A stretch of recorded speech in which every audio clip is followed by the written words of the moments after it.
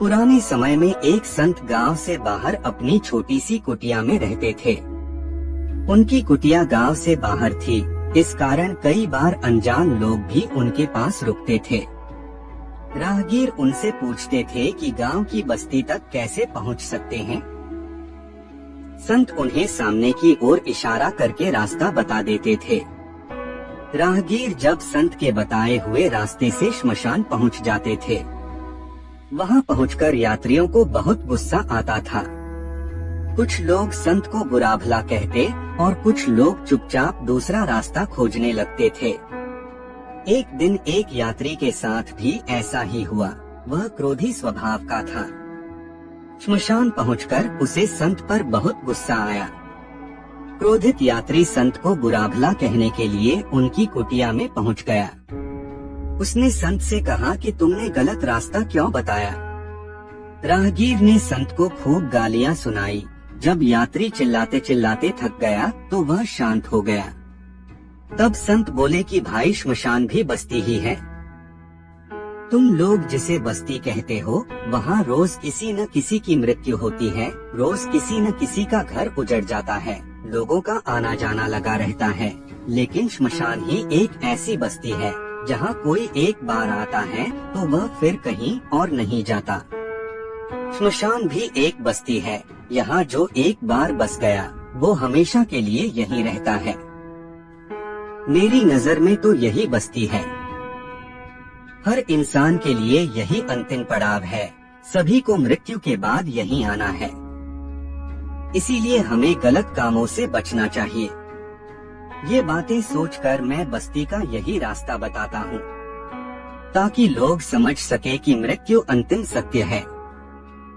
संत की ये बात सुनकर यात्री को एहसास हो गया कि उसने संत पर चिल्लाकर गलती की है।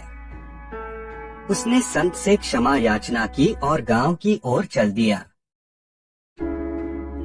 यात्री ने संत से माफी मांग ली और गांव की ओर जाने के लिए दूसरा रास्ता पूछा। संत ने मुस्कुराते हुए कहा, तुम्हें अब किसी और रास्ते की जरूरत नहीं पड़ेगी, क्योंकि अब तुमने सही मार्ग खोज लिया है। यात्री को यह बात समझ नहीं आई, लेकिन वह शांत मन से वहां से निकल पड़ा। गांव की ओर बढ़ते हुए यात्री के मन में संत की बातों का गूढ़ अर्थ बार बार घूम रहा था। उसकी नजरें आसपास के दृश्य देख रही थीं, लेकिन उसका मन उन शब्दों में खोया हुआ था, श्मशान ही असली बस्ती है।